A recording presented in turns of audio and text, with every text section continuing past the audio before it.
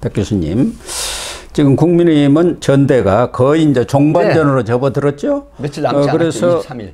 예, 12일 날은 보수 성지인 TK에서 합동 연설회를 개최했는데 현지 분위기는 보면은 제가 잠깐 보니까 그래도 역시 한동훈 이 반응이 제일 뜨거운 것 같아요. 그렇습니다. 지금 이제 사실은 그 김건희 여사 익십 문자 익십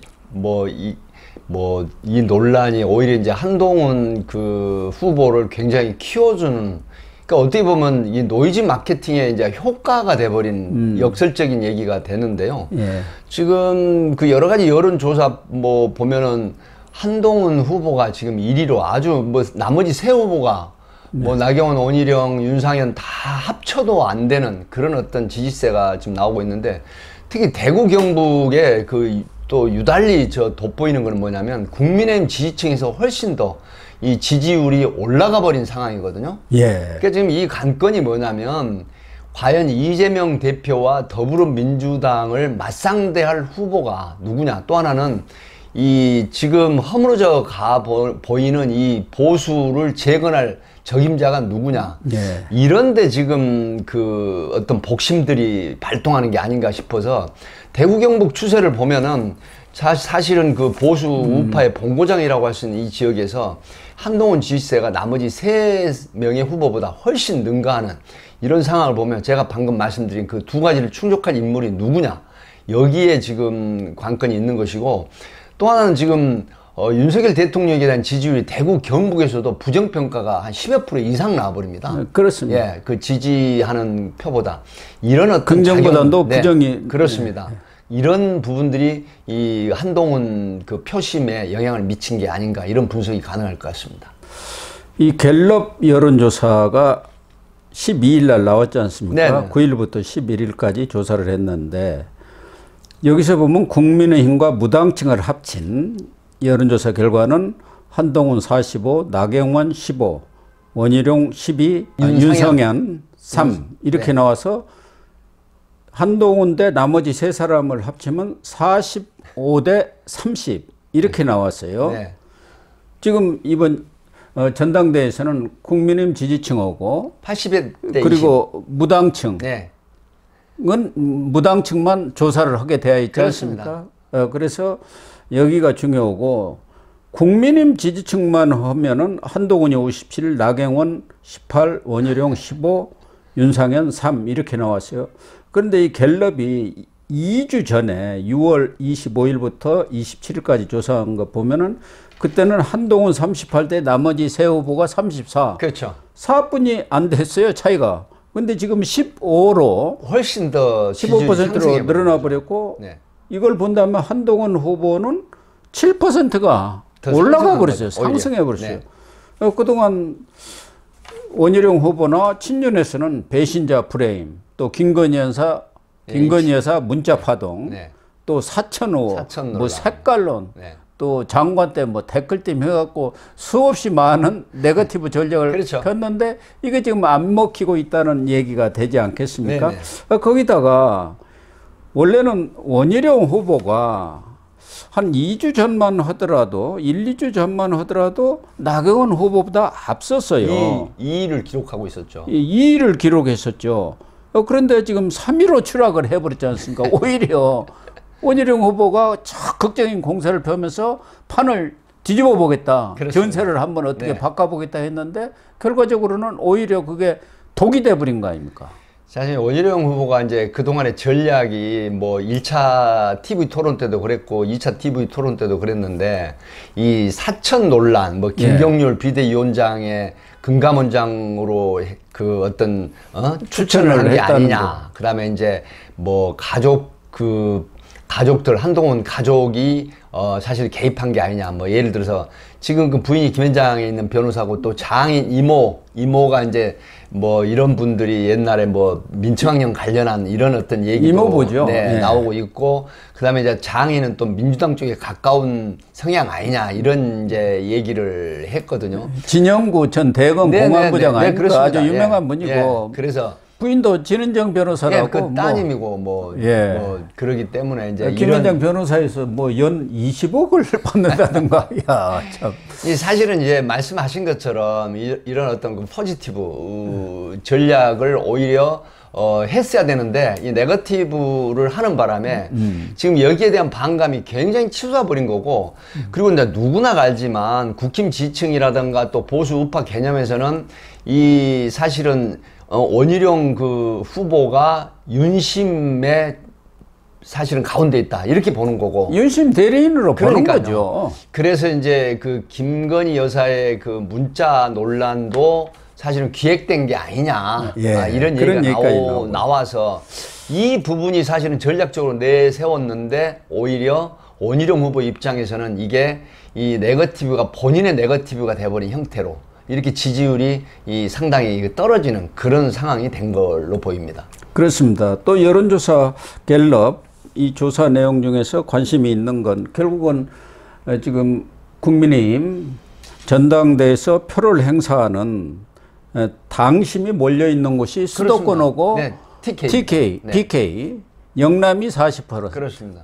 수도권이 37%인데 TK 여론조사를 보면은 이 갤럽에서 한동훈 44, 나경원 20, 원희룡 9, 윤상현 1. 서울은 한동훈 42, 나경원 14, 원희룡 11, 윤상현 6. 어쨌든 전체적으로 보면은 지금 중반전 상황이 끝나서 이제 종반전으로 들어가는데 1강 2중 1약인데 그렇죠. 윤석열 대통령에 대해서 지지를 가장 많이 보내는 적이 그래도 TK, BK 아닙니까? 그렇습니다. 이런 데서 원희룡 후보가 나경원 후보한테도 지금 밀리고 있는 상황 아닙니까? 그러니까 영남 민심도 한동훈한테 거의 쏠려 있는 이런 상황이란 말이에요. 지금 그 어제 TK 지역 그 연설 같은 걸 보면은 이제 뭐 뒤로부터 말씀드리면 윤상현 후보 같은 부분이 이 TK 쪽 사람들보다는 자기 온 지역구에 있는 분들이 꽤 많이 이제 참여를 한 거고, 또 나경원이라든가 원희룡 후보도 역시 이제 자기 평소에 지지하는 기반에 있는 사람들이 많이 와서 응원도 하지만 가장 돋보이는 거는 바로 한동훈 후보는 사실 지역 기반이라는 게 지금까지 정치를 안 했기 때문에 없죠. 뭐 자기 간악 저 당협위원장을 한 것도 아니고 사실은 검찰에 있다가 법무부 장관 하고 그리고 정치 입문이 사실 굉장히 일천하지 않습니까? 그렇죠. 그런데 대체로 분위기를 보니까 정말 자발적으로 전국에서 모인 당원들 뿐만이 아니라 TK 지역에 가장 뜨거운 지지를 받고 있는 모습이 보였거든요. 그러니까 전당대 분위기 자체도 그렇습니다. 한동훈 일방적으로 이렇게 그렇습니다.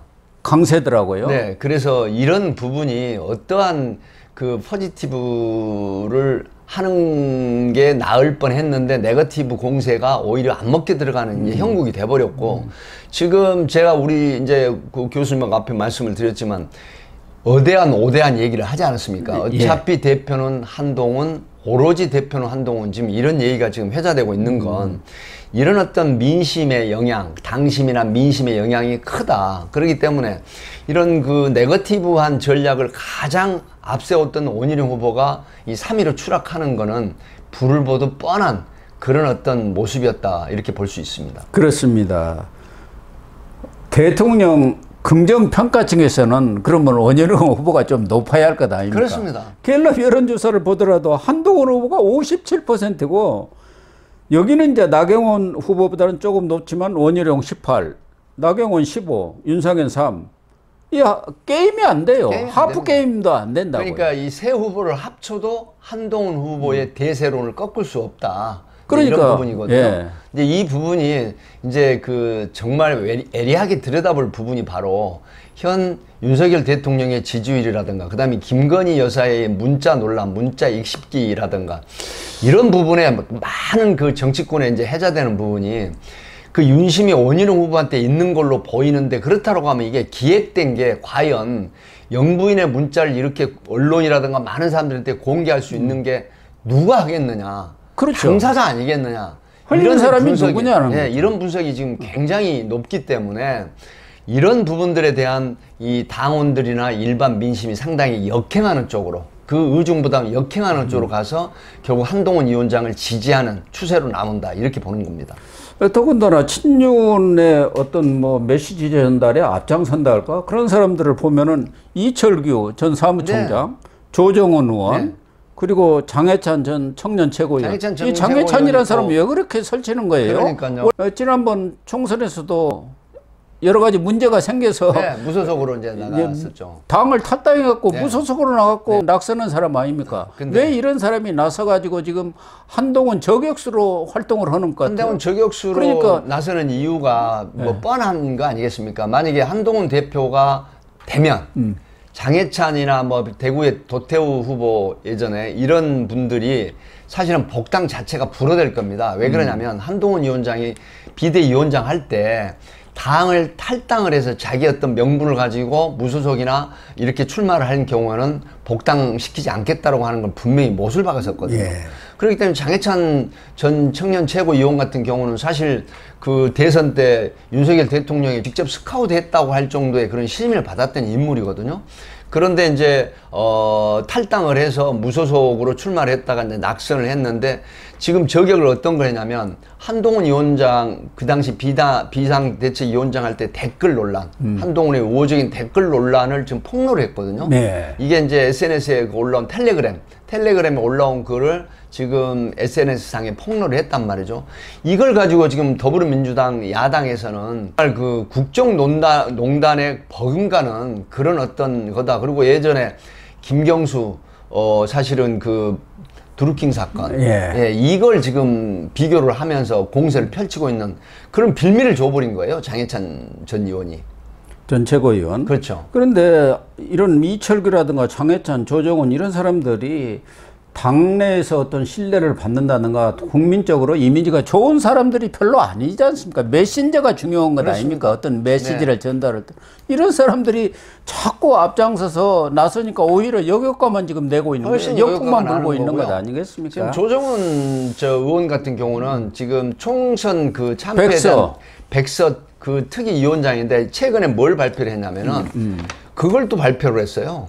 그 이제 한동훈 위원장을 저격하는 걸로 보이는데 네. 이 참패에 대한 그런 걸 또 추가를 해가지고 지금 백서를 작성하겠다 이렇게 지금 나오고 있는데 그 내용 자체가 한동훈 비대위원장 지금 한동훈 후보를 그 직격하는 그런 내용이라서 말씀하신 것처럼 이철규 의원 같은 경우도 지금 진중권 의원이 맞다이를 하자라고 할 정도로 지금 비판을 하고 있고 또 장해찬 전 청년 최고위원이라든가 조정훈 지금 의원 같은 경우도 특위백서위원장을 하고 있는데 사실은 당심에 상당히 역행하는 지금 그 표심으로 나타나고 있기 때문에 이런 부분들이 전면에 나서서 한동훈 후보를 직격하거나 저격하는 게 오히려 한동훈 위원장을 훨씬 덩치를 키우고 있다 이렇게 보는 거죠.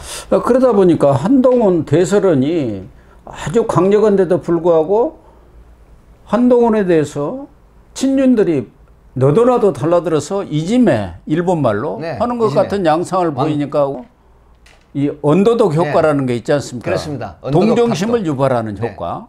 오히려 거기까지 얻어버리는 것 같아요. 그러니까 대세론에다가 동정심까지.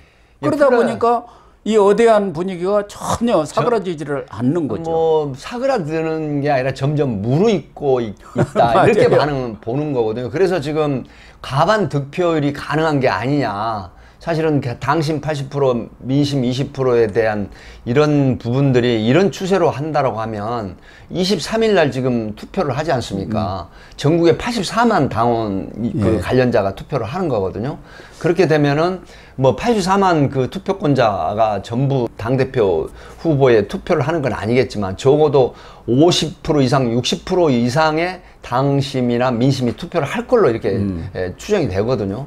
그렇다고 했을 때 과반 득표율이 이 상태대로 하면 무난히 넘어가지 않겠나 하는 이런 분석이 있어서 2차 투표를 28일 날 가지 않고 1차에서 한동훈 후보가 당대표로 선출될 가능성이 높다. 이런 분석이 지배적이죠.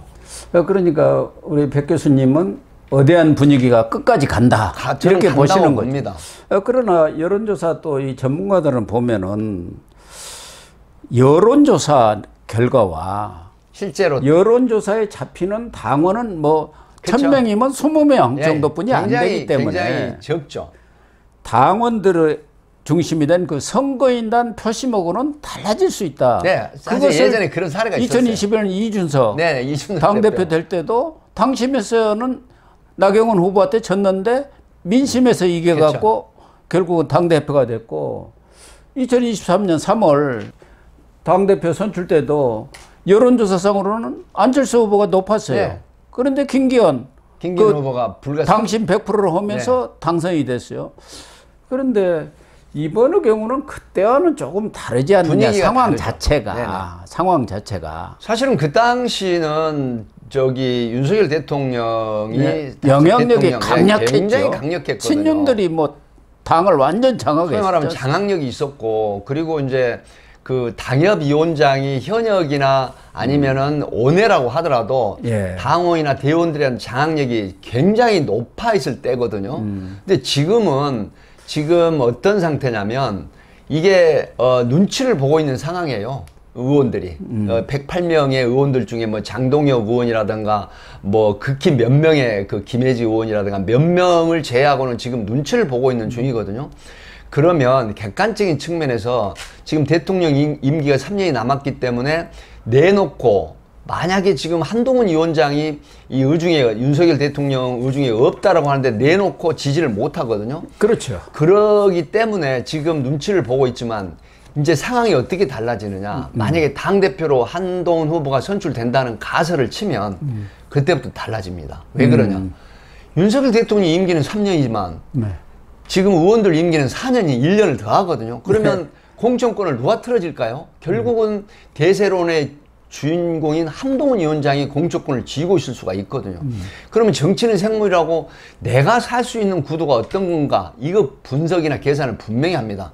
그렇게 되면 지금의 눈치 보는 분위기가 한동훈 후보가 당대표가 되는 순간 급격하게 친 한동훈계로 몰리는 의원들이 엄청나게 늘어난다, 이렇게 보는 겁니다. 그래서 지금 이 전대 분위기가 사생결단으로 가는 겁니다. 그렇습니다. 현재 권력과 미래 권력 간의 싸움 양상으로 이렇게 딱 비화가 돼 버렸어요. 네. 그러다 보니까 죽기 아니면 까무러치기가 돼 버린 겁니다. 네. 그러나 전체적인 분위기는 백 교수님 이야기한 대로 당을 쇄신해야 한다. 전반적으로 리더십을 교체해야 한다는 게 하나가 있는 것 같고, 다른 하나는 정권 창출을 할 사람이 누구냐. 이재명을 이길 사람이 쉽게 이야기하면 누구냐. 이것에 있어서 한동훈의 대안이 없는 것 아니냐는 게 당심 전반을 흐르고 있는 분위기, 이거라고 봐야겠죠. 그렇습니다. 제가 이제 종으로 뭐 최고의 가정이나 여러 가지 뭐 포럼이라든가 또 언론인들하고 이제 모임을 가지고 있는데, 특히 그 보수 우파 성향의 분들하고 지인들하고 이제 대화를 나눠보면서, 또 저는 참여를 하지만 대화는 듣는 쪽으로만 듣고 있거든요. 그렇다고 하면 거기서 나오는 건 바로 말씀하신 그거예요. 정권 재창출, 그 다음에 이재명과 더불어민주당을 능가하거나 대적할 상대가 누구냐, 이 부분에 이 초점이 맞춰져 있는 것 같아요. 그래서 특히 오래된 이 아주 고관여, 국힘의 지지율이 굉장히 높고 오래된 고관여 계층 쪽에서 특히나 의외로 이 한동훈 위원장을 지지하는 경향이 목적이 바로 그겁니다. 그런 부분들이 지금 바닥에 굉장히 깔려 있고, 제가 놀랐던 거는 나이가 연배가 예를 들어서 50 아래쪽 같은 분들이 한동훈 지지율이 강하다, 이렇게 봤거든요. 저희들 다 일반적으로 그렇게 생각하지 않아요. 70대에서 한동훈 위원장이 대표가 돼야 된다는 여론이 지금 상당히 높다, 이런 측면에 제가 속으로 내심 놀랬거든요. 그런 그렇다고 하면 정치에 대한 내공이 많이 쌓인 분들 아닙니까? 분들이고 소위 각 계층에서 오피니언 리더급들하고 제가 얘기를 들어보기 때문에, 그래서 제가 개인적으로 사실 나경원 의원, 원희룡 의원, 윤상현 의원 모두 훌륭하고 정말 품격이나 자질이 있는 분들이죠.